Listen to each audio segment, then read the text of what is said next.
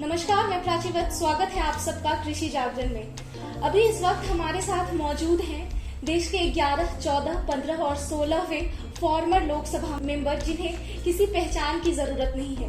Coal mining की exposition के लिए जाने वाले श्री हंसराज अहीरी जी अभी हम लोग के साथ हैं और इस वक्त देश के जो मौजूदा हालात हैं, देश में कृषि कानून बिल को लेकर किस तरह के हालात पैदा हो रहे हैं, उन पर हम चर्चा करेंगे और जानेंगे कि इसमें इनकी क्या राय है। सर, कृषि जागरण में आपका बहुत बहुत स्वागत है। सर, कृषि कानून बिल को लेकर जो लगातार किसानों की दो गुट बट गई है, एक गुट का कहना है कि ये वाकई सरकार की तरफ से एक अच्छा कदम है, तो वहीं दूसरी तरफ दूसरे किसानों की जो गुट है वो इसे एक राजनीतिक मोहरा के तौर पर बता रहे हैं। तो सर, इसमें आपका क्या विचार है? देखो, जिन्होंने भी आंदोलन किया है, जो आंदोलन जीवी जिसको हम कहते हैं, इन लोगों ने जिस इश्यू को लेकर आंदोलन किया था, जो तीनों बिल है उनको पसंद नहीं थे, उसका विरोध कर रहे थे, तो प्रधानमंत्री जी ने अपना बहुत बड़ा विशाल हृदय बताते हुए उन्हें वापस ले लिया है। तो एक तो आंदोलन वापस होना चाहिए, सबकी धारणा है, मेरे भी ये विचार है। तो इसके बावजूद भी प्रधानमंत्री जी ने बिल वापस लिया है, तो दो बातें बहुत गहराई से कही है कि ये बिल किसानों के हित में था, लेकिन हम किसानों को समझा नहीं पाए, आंदोलनकारियों को समझा नहीं पाए, किसानों को जो कर रहे हैं। 2-3 स्टेज में इसका प्रभाव था आंदोलन का।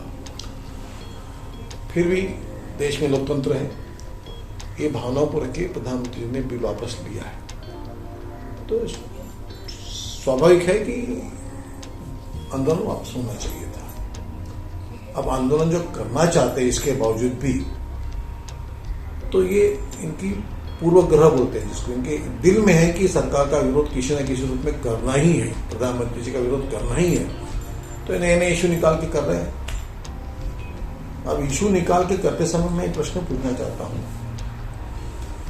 कि मैं भी कई बार एमपी रहा हूं, लोकसभा मेंबर रहा हूं। 2014 के पहले मैं देखता था कि हमारे किसान लोग एमएसपी की बढ़ा के देने की मांग करते थे, यूरिया का कालाबाजारी होती थी, हर साल डीएपी का दाम बढ़ता था, जो भी है फर्टिलाइजर के हर साल दाम बढ़ते रहे। लेकिन प्रधानमंत्री जी की जब से सरकार बनी है, मोदी जी की, तब से हमने इस मंत्रालय मैंने भी काम किया है 2 साल, 7 साल से यूरिया के दाम नहीं बढ़े हैं।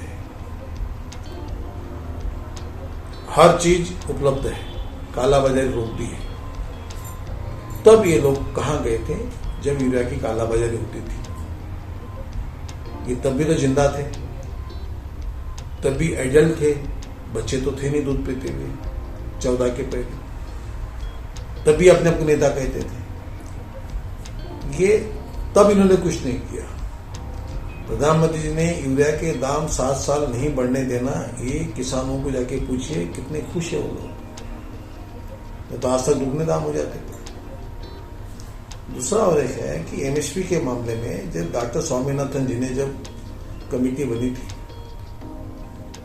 इसी के लिए, किसानों के हित में, मार्केटिंग के लिए, एमएसपी के लिए, उन्होंने बहुत जल्दी अपना रिपोर्ट पेश कर दिया था डॉक्टर मनमोहन सिंह जी की सरकार को, 2006-7 में दे दिया, 1 साल में। तो 7 से लेके 14 तक मनमोहन सिंह की सरकार थी, डॉक्टर मनमोहन सिंह, तब तक ये आंदोलन जीवी ने आंदोलन नहीं किया कि रिपोर्ट पे काम करो। उसको किसी ने हाथ लगाया तो प्रधानमंत्री मोदी जी ने हाथ लगाया। वो फाइल तो कोमा में चले गई थी, धूल पड़ी थी उस पर, उसको झटका हम ही लोगों ने, प्रधानमंत्री जी ने, और उस फाइल को निकाल के दाम बढ़ा दिए किसानों के उपज के, 1.5 गुना बढ़ा दिए। तो आप जानते हैं बात को, मैं कह रहा हूं तो मतलब कोई गलत तो नहीं कह रहा, मुझे मालूम मैं सही कह रहा हूं। तो जहां पर कपा, कॉटन है, पैडी है, ज्वार है, गेहूं है, कितने दाम बढ़ा दिए सरकार ने। ये दाम बढ़ाने की मांग कभी इन आंदोलनकारियों ने की थी मनमोहन सिंह जी से? तभी दूध पीते बच्चे तो नहीं थे, मैं और बात करता हूँ, तब भी ये जवान थे, नेता थे अपने आप। कभी तुम बाल पके वाले आप देखते हैं तो बुजुर्ग लोग दिखते हैं सब लोग। तो ये जानबूझ के प्रधानमंत्री जी के हर काम को विरोध करना और आंदोलन खड़ा करना, इसके सिवा इनकी कोई मंशा नहीं। ये किसानों के हित में काम कर रहे, मैं मानता ही नहीं। ये जो आंदोलन करने वाले थे है, इसमें भारी किसान भी होंगे बेचारे, ये भयकाए हुए किसान आ गए यहाँ पे। और इस तरीके से जब देश में किसानों के लिए सरकार ने इतने अच्छे अच्छे काम किए कि उसकी गिनती करते बैठे तो किसानों के चेहरे की रौनक मुस्कुराहट आपको दिखेगी कि किसान आप सुखी होते जा रहा है, संपन्न होते जा रहा है। देश का हर जगह का हर चीज के दाम बढ़ा दिए सरकार ने एमएसपी में, हर चीज के।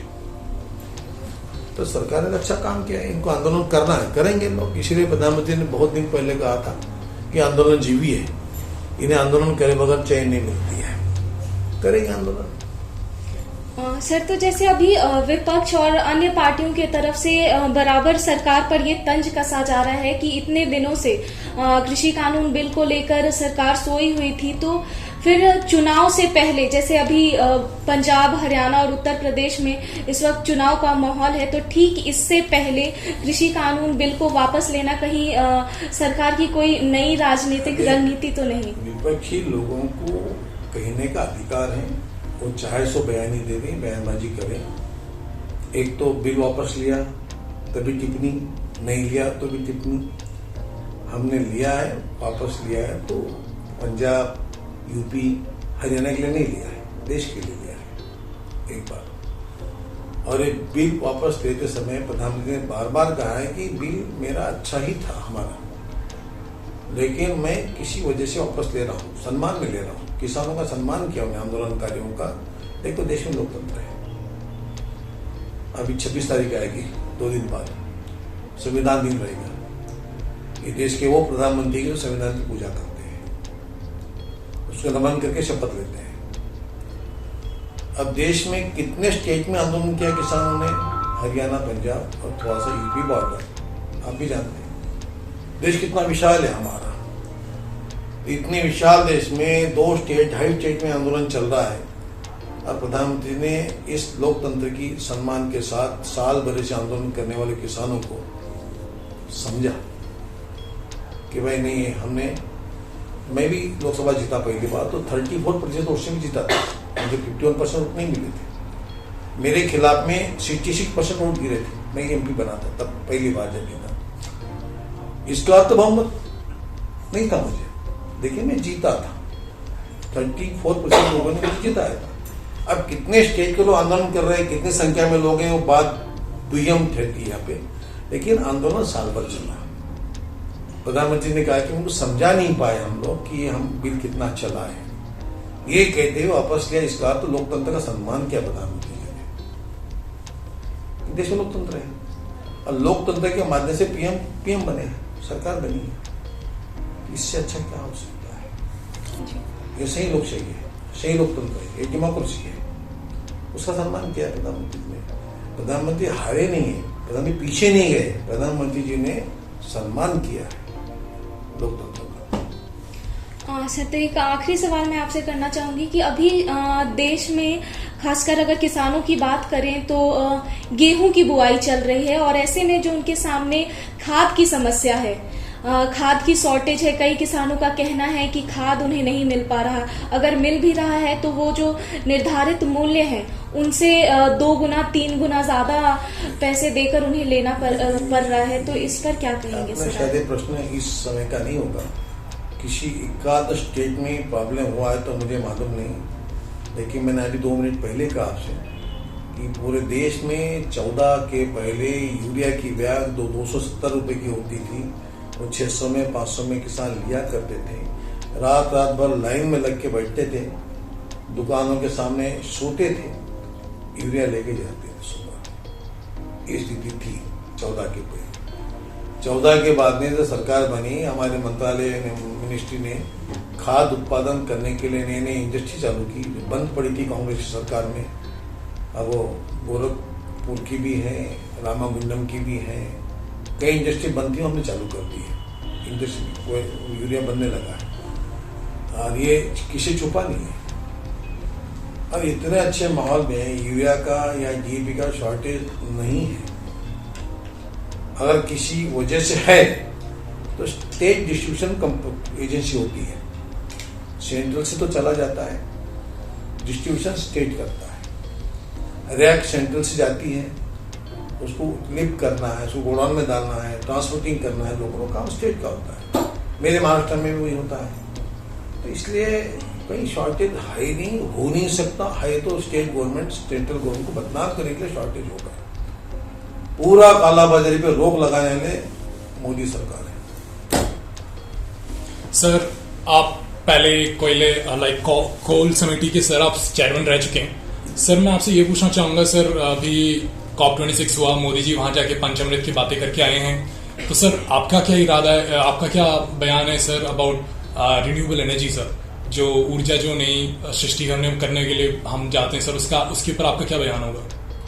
नहीं, एक बात तो ये है कि कोयला से ऊर्जा बनती है, थर्मल पावर स्टेशन चलते हैं, लेकिन देश इतना अच्छा है हमारा देश, तो मैंने पब्लिक अंडरटेकिंग कमेटी में काम किया है। Yes sir.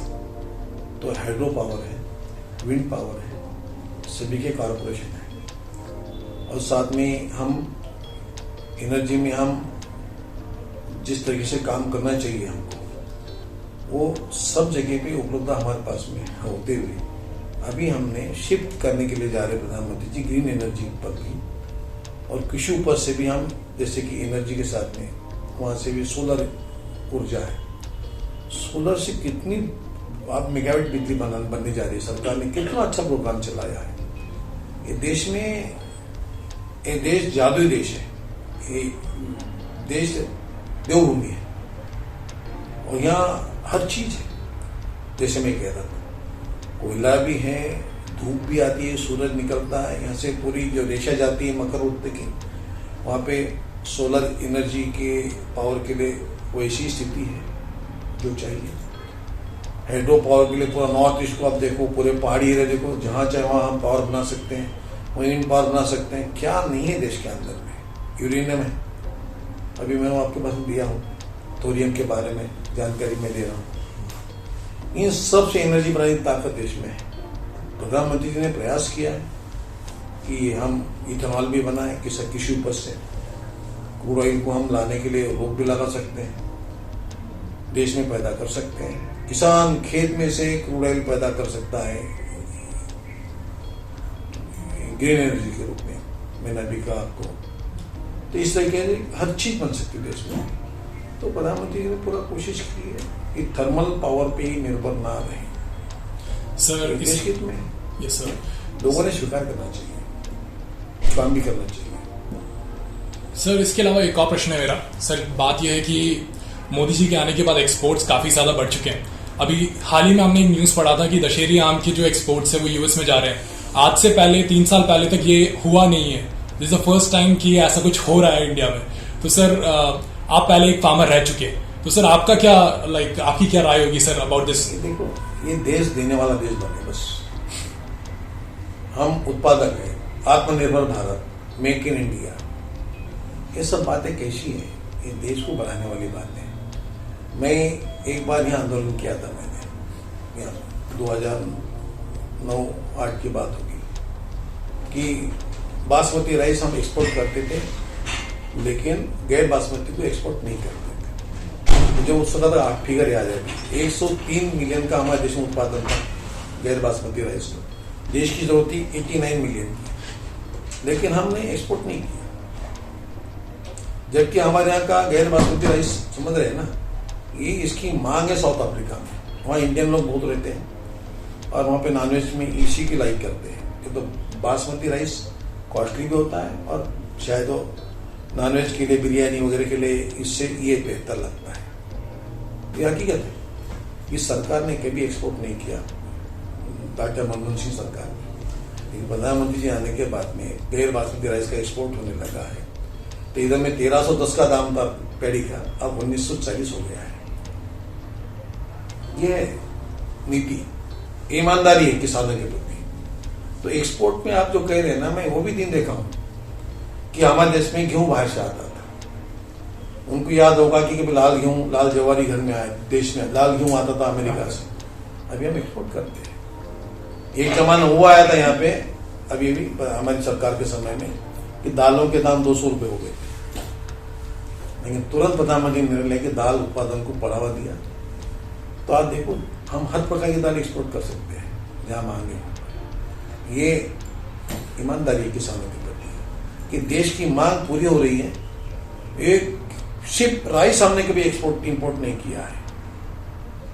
दाल मसाला जो भी है, स्पाइस, फ्रूट भी हम विदेश से लाया करते थे। बड़े बड़े फ्रूट जितने लोग लाते हैं, नहीं लाने की जरूरत नहीं है विदेशी। गेहूं हम बाहर से लाते थे। आज भी हम ऑयल शील्ड पे निर्भर है, आज भी है, लेकिन निर्भरता कम कम होती जा रही है।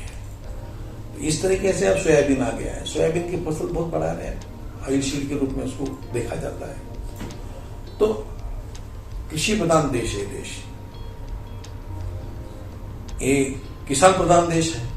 दो बातें मैं आपको खुलासा कर देता। मैं लोकसभा में बोल चुका हूं, इस देश में कृषि पर जीवन जीने वालों की संख्या बहुत ज्यादा है। एक किसान प्रधान देश है। कृषि प्रधान देश कब होगा? दो बातें, किसान प्रधान, कृषि प्रधान, कि हम आत्मनिर्भर बने।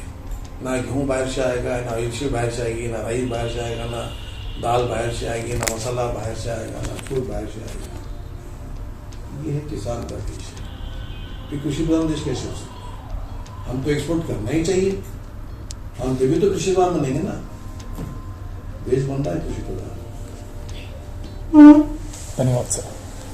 और सर मेरा सवाल आपसे ये है कि जैसे आज का, जैसे आपने एक्सपोर्ट की बात करी, इंपोर्ट एक्सपोर्ट की बात करी, वैसे ही उसी प्रकार जैसे आप पोल्यूशन देख रहे हैं हमारे देश में कितना बढ़ता जा रहा है, तो उसके मध्य रखते हुए जैसे बहुत सारे फार्मर्स हमारे पास इंडिया में हैं जिनके अपने ऑर्गेनिक नेचुरल प्रोडक्ट्स हैं जो यहाँ के आम लोगों तक नहीं पहुँच पाते और कहीं ना कहीं उसमें मिलावटीपन आ जाता है।